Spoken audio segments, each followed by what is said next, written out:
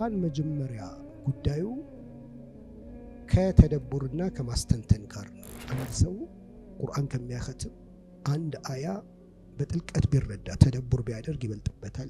ስለዚህ ሸይጣን ከሚሰራቸው ነገሮች አንዱ ተደቡር እንዳናደርግ ማድረግ ነው። ቁርአንን መረዳት ግን አንድም ሰው አያቅተው። አንደኛ እያንዳንዱ ሰው ራሱን በመስራት ላይ ይቆማል። በዚች ምድር ላይ ነካክተህ ውጤት ማምጣት የሚባል ህግ የለም። ከረንትሊ ብዙዎቻችን ከውርዶቻችን ጋር ነው የምንታገለው። ጨርሰን እንትን ለማድረግ ራሱ በቃ ውርዳችንን ጨርሰን እንትን ለማድረግ ራሱ በምንታገልበት ሲቹዌሽን ላይ የተሰጠው ምክር በምን ያህል ፊዚብል ነው ወይም ደግሞ የዚህ ነገር ኢምፖርታንስ ይሄን ሊያስደርገን የሚችል ነው ወይ የሚለውን በጠይቅ ደስ ይለኛል። ሁለተኛ እንዲሁ ብዙዎቻችን እናምናለን፣ ሙስሊሞች ነን፣ በቁርአንም እናምናለን፣ በአላህም አምነናል። ነገር ግን እነዚህ በሙሉ የተባሉ ነገሮችን ስናገኛ እናይም ወይም ደግሞ ዳይሬክሽን ማጣት ምናምን ከረንትሊ የፐርፐዝን ማጣት የሚሽንን ማጣት ስለሚነሳ ማለት ነው። ክሊር ነው። طيب بسم الله الرحمن الرحيم ከቁርአንን ቲላዋውን በግልቡ ለማንበብ ችግር ባለበትና ቁርአን በተረሳበት ተጨባጭ ከዛ በላይ የሆነውን ብዙ ዕውቀት የሚጠይቀውን ጉዳይ አድርጉ ማለት አግባብ ነው ወይ የሚል ነው። ይሄንን ማለት አግባብ የሚሆነው አሁን ያለው ችግር በዚህ መልኩ ወርድ ለመሙላት ራሱ ችግር በመሆኑ ነው። ለምንድን ነው ይሄ ችግር የመጣው ብንል ሲጀምር ቁርአንን አሁን ባለው ሁኔታ አንብቡ ሚል የቁርአን አያ አለ ወይ? ቁርአን አንብቡ ሚል አለ? ይሄ ቀራአና ተላ ሚለው እንኳን ብንወስደው ቁርአን የሚለው ቃል ሁለት ሶስት ትርጉሞች አሉት። አንደኛው በቃልና በድምጽ ማንበብ ነው። ይሄ ማንበብ ቁርአን ላይ ሄደን ብንፈልገው ቦታና ሁኔታ እንኳን ይመርጥለታል። ለምን? ተደቡር ማድረግ የሚቻል እንዲሆን ማለት ነው። ኢነ ቁርአን አልፈጅሪ ካነ መሽሁዳ። ገና ጉዞ ሲጀምር የጀመረው ያ አዩሀል ሙዘሚል ቁም ሌይለ ኢላ ቀሊላ ንስፈሁ ወንቁስ ሚንሁ ቀሊላ ወዚድ ዐለይሂ ወረቲል ቁርአነ ተርቲላ። ይሄ የጉዞው መጀመሪያ ነው። አንድ ሰው ሙሽሪከል አረብን አሁን ብናስብ በዓለምም ከማንበብና መጻፍ እንኳን የማይችል ህዝብ ነው። ያ ህዝብ ገና ሲጀምር ነው ወረቲል ቁርአነ ተርቲላ። በደንብ ደግሞ ማስረጽና ማስተዋል እንድትችሉ ደግሞ ሌሊት ላይ አድርጉት። ከሌሊትም ደግሞ ሰላት ጋር አብሮ ተሳስሮ ተገለጠ። በእኛ ሐሳብ ቁርአን ማንበብ ጥሩ ሊሆን ይችላል። በቁርአን ሐሳብ ደግሞ ቁርአንን መረዳት፣ ለመረዳቱም ቦታ መምረጥ፣ ከዛም ደግሞ ከሰላት ጋር ቆራይቶ ሲሆን ደግሞ የበለጠ ኃይል እንደሚኖረው ነው የነገረን። ስለዚህ ይሄኛው ጉዞ ስለሳት ነው ወርዱም የከበደው ቁርአንም ጀርባ የተሰጠው። ከቁርአን ጋር ተያይዞ አላህ Subhanahu Wa Ta'ala እንግዲህ ነብዩ መሐመድ ሰለላሁ ዐለይሂ ወሰለም ይህን ህዝብ የሚከሱበት አንዱ ጉዳይ ምናልባትም ብቸኛው ጉዳይ ቁርአን ላይ የተገለጸው وقال الرسول يا ربي إن قوم اتخذوا هذا القرآن مهجورا. اتخذوا ማለት በማንበብና በመሐፈዝ መርከዝ በመክፈት ምናምን፣ መህጁራ ማለት ደግሞ ዋና ዓላማውን ለማሳካት መጓዝ ያለባቸውን ነገር ደግሞ ጀርባ ሰጡት ማለት ነው ብለው ይፈሰሩ አሉ። አረ ጉዳዩ ከዛም ይብዛል። اتخذ የሚለው እንደው የመተው ጉዳያቸው ቁርአን እንዳይመጣባቸው አጥብቀው ነው የተውት ማለት ነው። اتخذوا هذا القرآن مهجورا። በቃ እንደው ቁርአን ሐሳብ እንዳይገባብን ብለው ከቁርአን ለመራቅ ከፍተኛ ጥረት የሚያደርጉ ነው የሚመስሉት ማለት ነው ብለው ያሉታል። ስለዚህ ቁርአን መጀመሪያ ጉዳዩ ከተደቡርና ከማስተንተን ጋር ነው። ማንበብ ለብቻው የሚል ሐሳብ በቁርአንም በሐዲስም የለም። ማለት አጅራለሁ አሉ። ላ አቁሉ አሊፍ ላም ሚም ሐርፉን ወላኪን አሊፉን ሐርፉን ወላሙን ሐርፉን ወሚሙን ሐርፉን። ይህን ሲያደርጉ ግን ከተደቡር ገንጥለውት ከሆነ የሚያደርጉት ትክክል አይደለም። ከተደቡር ገንጥሎ ማንበብ የሚባል ነገር ማስረጃ ማምጣት አይቻልም። አጅራለሁ፣ አዎ ትክክል አጅራለሁ። ግን ይህን ማድረግ ስህተት ነው። አፈላ የተደበሩን አልቁርአን ወለው ካነ ሚን ዒንዲ ገይሪላህ ለወጀዱ ፊሂ ኢኽቲላፈን ከሲራ አፈላ የተደበሩን አልቁርአን አም ዐላ ቁሉቢን አቅፋሉሃ። ስለዚህ ቁርአን ዓላማው ተደቡር እንዲያደርግ ነው። ቁል ኢኒ አዒዙኩም ቢዋሒደቲን አን ተቁሙ መስና ወፉረዳ ሱመ ተተፈከሩ ማ ዩሳሒቡኩም ሚን ጀነ። ረሱል ሰለላሁ ዐለይሂ ወሰለም ስለ ሰማይና ዓለም አፈጣጠሩን ኢነ ፊ ኸልቂ ሰማዋቲ ወልአርድ የሚለውን አያ ዛሬ በጣም ከባድ አያ ወረደብኝ ብለው ወይሉን ሊመን ቀረአሃ ወለም የተፈከር አሉ። አንብቦ ለማስተነትን ሰው ማስጠንቀቂያ የተሰጠበት ነገር ነው። እና የቁል ኢብኑል አልቀይም አንድ ሰው ቁርአን ከሚያኸትም አንድ አያ በጥልቀት ቢረዳ ተደቡር ቢያደርግ ይበልጥበታል ይላሉ። ከይፈ ነተዓመል መዐል ቁርአን ዶክተር ዩሱፍ አልቀርዳዊና ሙሐመድ አልገዛሊ በጻፏቸው መጽሐፎች ይህን ሀሳብ በከፍተኛ ሁኔታ ነው የሚያብራሩት። ይሄ የማንበብ በማንበብ ውስጥ የመብቃቃትና የመርካት በሽታ ማለት ነው። ከቁርአን ጋር እንድንፋታና ፍሬ እንዳያፈራ ካደረጉ መስመሮች አንዱ ነው። ቁርአን ስንቀራ አዑዙ ቢላሂ ሚነ ሸይጣን ረጂም ብላችሁ ጀምሩ ብለዋል አላህ አይደለ?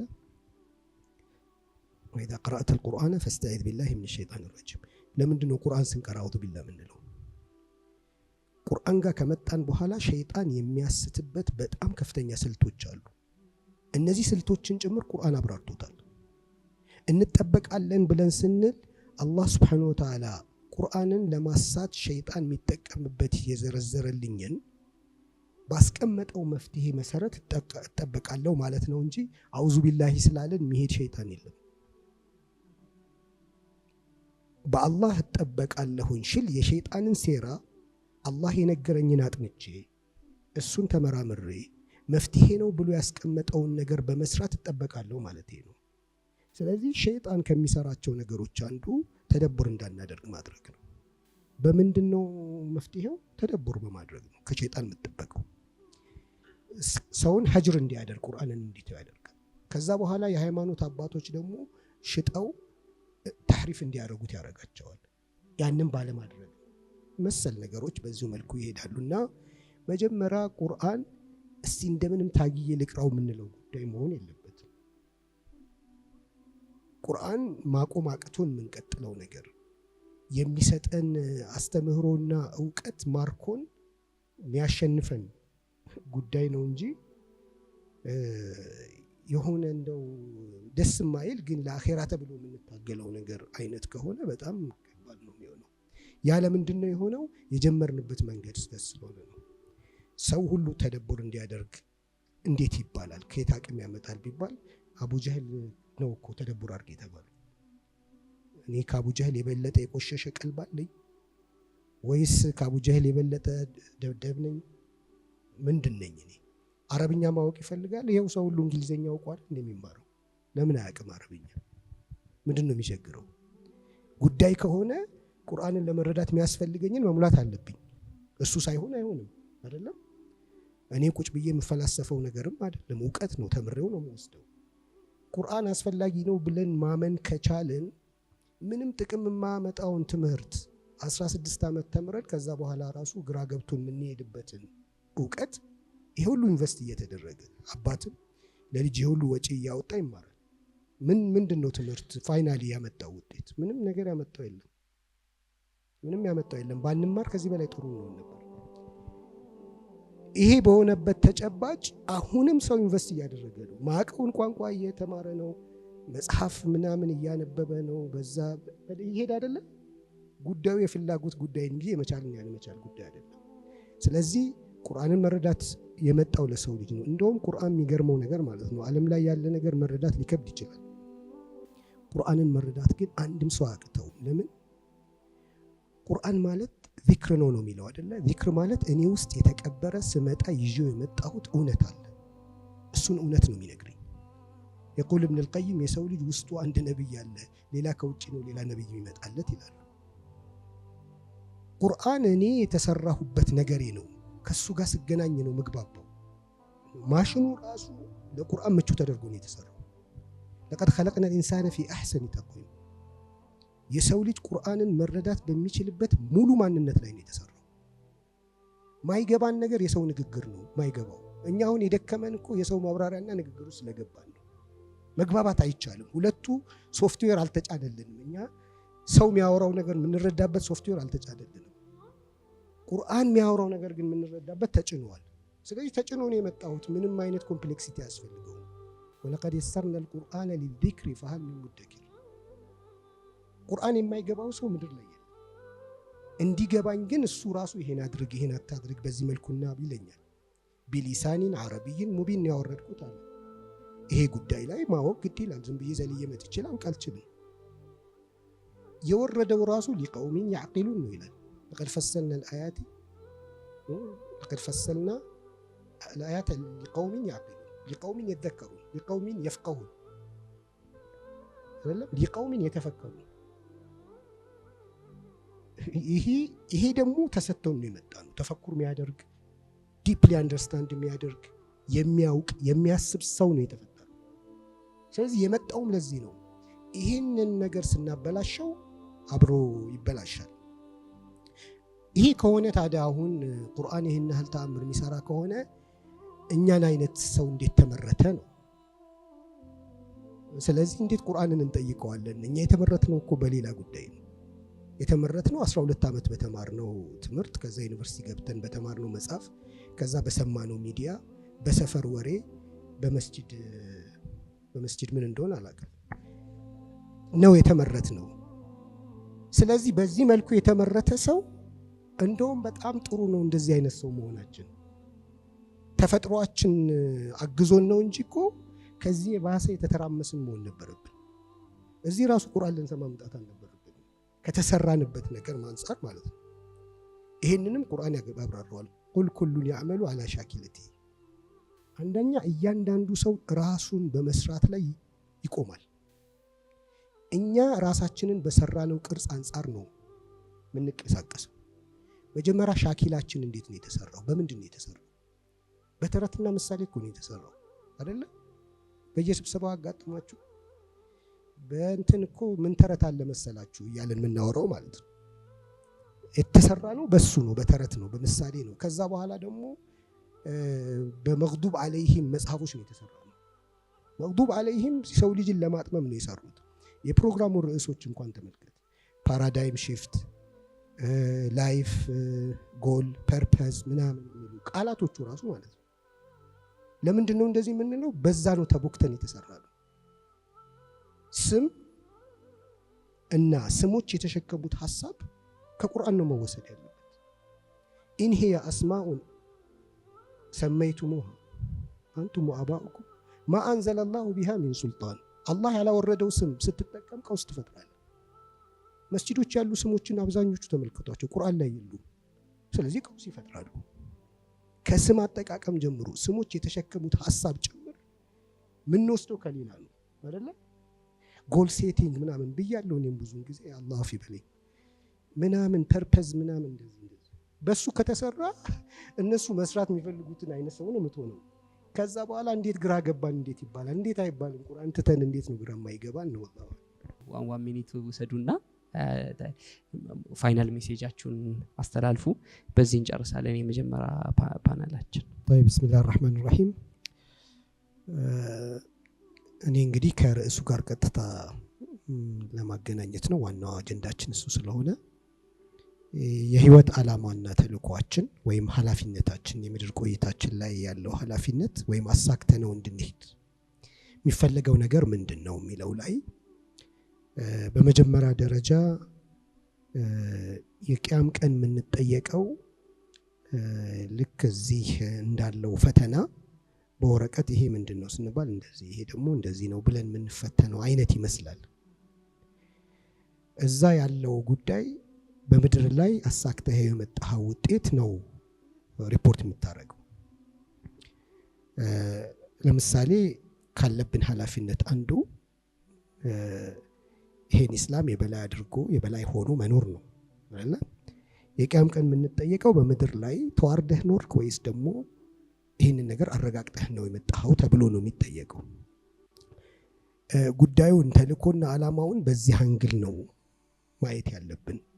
የቂያም ቀን የሚቀርበው አላህ ፊት ቀርበን የምንጠየቀው ጉዳይ በምድር ላይ አሳክተነው የሄድነው ጉዳይ ነው የሚቀርበው።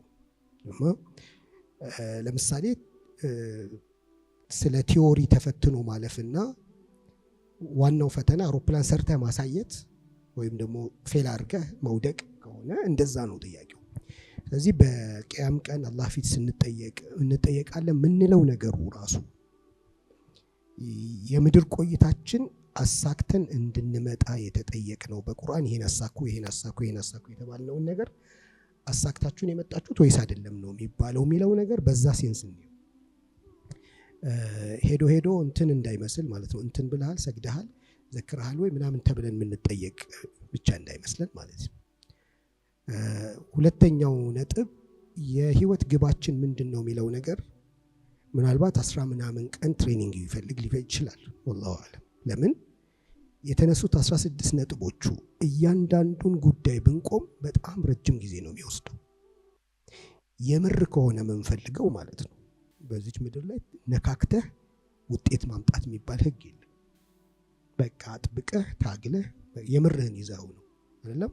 خذوا ما اتيناكم بقوه በቃ አምርረህ መያዝ ነው እንጂ የአንድ ሰዓት ተኩል ስልጠና ወይም ደግሞ ትምህርት የሆነ ነገር ወስዶ ከዛ በኋላ ስለ ቁርአን የህይወት ግብን አውቄያለሁ የሚባል ነገር የለውም።